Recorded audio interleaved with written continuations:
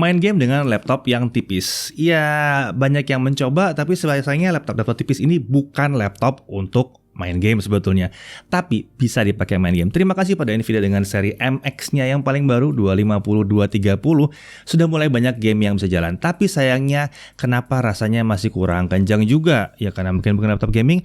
Lalu bagaimana kalau Nvidia datang dengan MX 350 yang paling baru? Seberapa jauh performanya? Dan kami sampai spesial bikin video tentu ada maksudnya, bukan?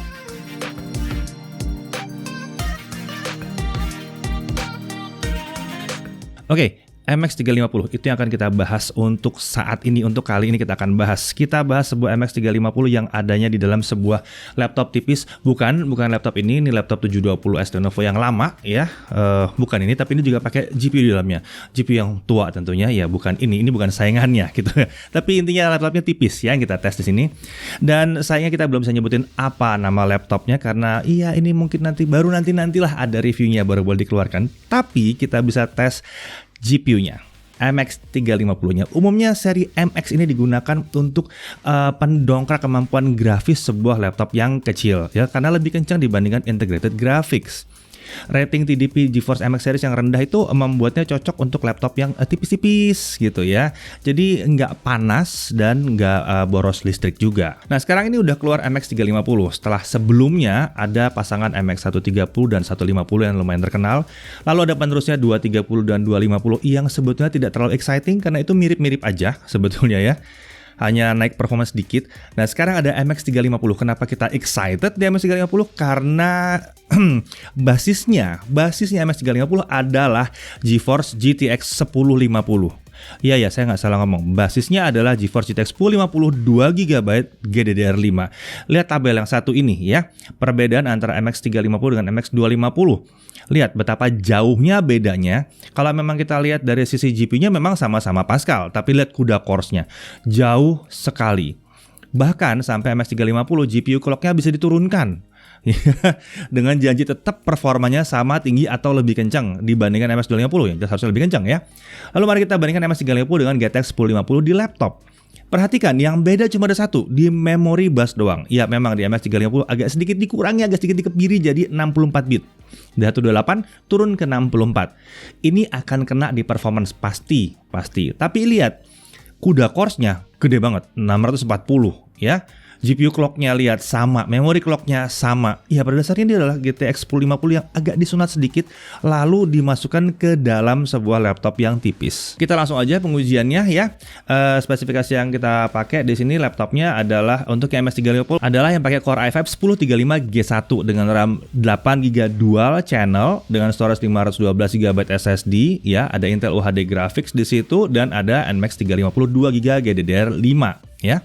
Nah, kalau kita lihat hanya sisi performance sintetisnya doang, performanya ada di sekitar 4.393 poin. Sementara kalau dibandingkan dengan MX 250, 2GB GDDR5, tapi yang ini tesnya pakai Core i5 10250U ya. Ya memang kita nggak bisa milih memang karena ya laptopnya adanya itu kemarin. Ini laptop yang baru saja kita review ya. Tapi lihat skornya 3.825 poin. Oh, MX 350-nya unggul sekitar hampir 15% di sini ya.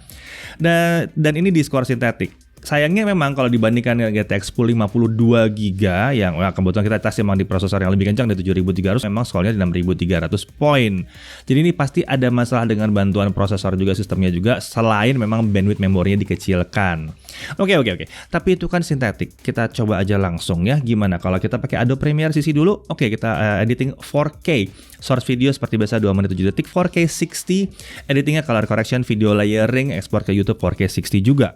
Ya, kita mematikan akselerasi integrated graphics-nya Intel untuk lihat performa sepenuhnya seperti apa ya dari si MX ini. Memang masih ada dari prosesornya juga, tapi paling nggak IGP Intelnya kita matikan. Ya, kita bisa lihat bahwa pakai MX 350 kita bisa selesai dengan 10 menit 54 detik.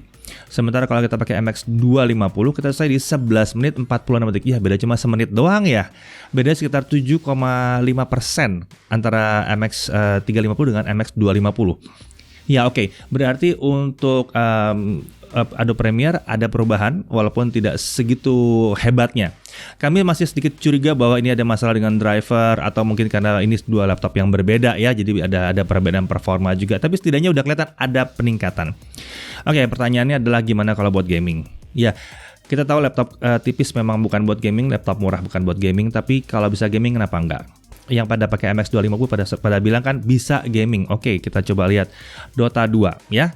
MX 250 ya, yang tadi pakai Core i5 10 250U. 720p fastest rendering scale 100%, kita dapat scene berat 80 sampai 90 fps. Scene ringan 110 sampai 120 fps.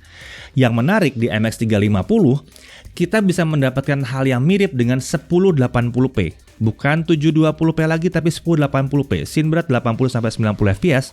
Scene ringannya bahkan fps terendahnya saat naik dari 110 ke 130. Jadi naikin resolusi ditelan sama MX 350. Oke, kita lihat yang berikutnya lagi, CSGO ya, CSGO. MX 250-nya menggunakan 720p, kualitas pesat di low, kita dapat scene outdoor di 130 sampai 200 fps. MX 350 bisa di 1080p dan kita dapat minimum frame rate-nya di 150 fps sampai 190 fps. Naik. Resolusi naik dari 720p ke 1080p, tapi FPS-nya naik dan lumayan jauh juga naiknya. Oke, pasti banyak yang nanya, gamenya beratan dikit dong, GTA 5 gimana? Oke, GTA 5. Sama-sama 1080p ya, MX 250 versus MX 350. MX 250 emang udah cukup bagus, di 1080p pun dia dapat 45 sampai 55 fps. Bagus banget. Sayangnya MX 350 dapat 50 sampai 70 fps. Kayaknya settingannya mesti kita naikin. Ini tadinya normal dan high, tapi karena kita punya database-nya ini, kita pakai database yang sama supaya bisa diperbandingkan ya. Ada peningkatan yang cukup signifikan. Nah, ini membuat kita berpikir, oke, biasanya kita stop sampai di sini untuk seri-seri MX ini. Karena nggak mungkin dong kita mau main game AAA yang berat. Dua game yang langsung tiba-tiba kepikiran di kepala saya adalah Shadow of the Tomb Raider, ya, karena GPU-nya butuh kenceng. Kemudian ada Assassin's Creed Odyssey yang ya gede ya, yang ruangannya besar gitu ya, butuh GPU kenceng juga, CPU juga harus oke di situ. Mari kita tes. Tentunya kita nggak bisa tes di 1080p, kita mau cek dulu seberapa resolusi yang bisa dijalankan. Biasanya kedua game ini kita jalankan pakai external GPU kalau ada si Thunderbolt-nya, tapi ini kita nggak usah pakai external GPU ya. Kita pakai MX 350-nya aja. Oke, Shadow of the Tomb Raider 720p kita dapat 40 sampai 50 fps. Kadang-kadang dia turun sedikit di bawah 40 fps di 38 fps, tapi ya sudahlah ya, Tomb Raider itu game yang dijalankan di 30 fps masih nyaman sekali. Dan ini jalan di sebuah laptop yang tipis. Ini luar biasa banget. Kemudian perhatikan ini Assassin's Creed Odyssey. Ya, ini momok. Ini masalah banget. Game yang satu ini masalah, selalu butuh laptop yang gede-gede. Tapi 720p bahkan ya, itu butuh laptop yang gede. Dan 720p sekarang kita dapat 40 sampai 50 fps skornya. Kadang-kadang emang turun sedikit di bawah 40 fps, tapi ya sudahlah, ini Assassin's Creed Odyssey. Jalan pakai Core i5 1035G1 ya, jadi laptop tipis dengan MX 350. Ini MX 350. Jadi harus dilihat dari MX 250 ke MX 350, ternyata performa gamingnya naiknya jauh.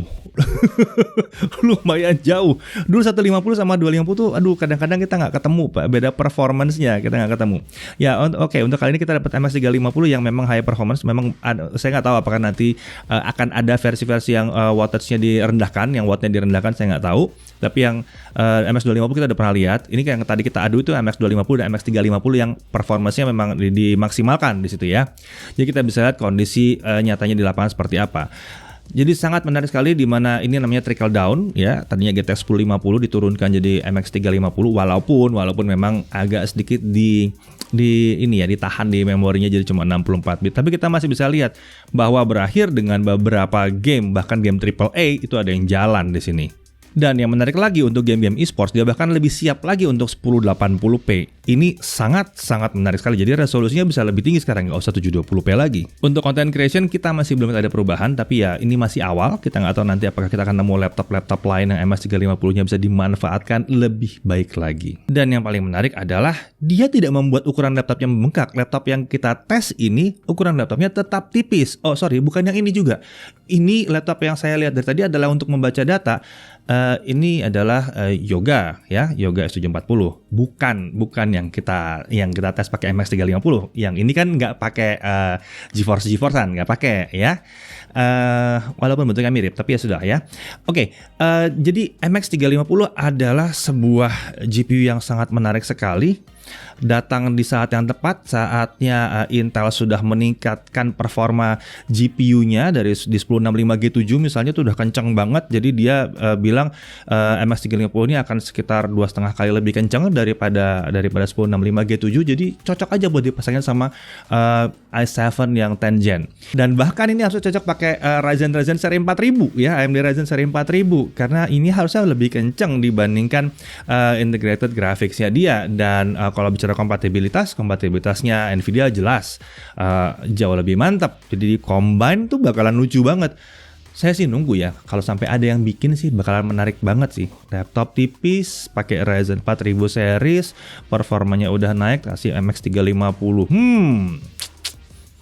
Mari kita tunggu aja ya, apakah laptop-laptop yang pakai MX 350 akan berdatangan dengan cukup rame di Indonesia. Karena dari si performa dia sangat menarik saya dan peningkatan yang lumayan jauh dibandingkan MX 250. Saya Deddy Irfan, Jaga TV TV.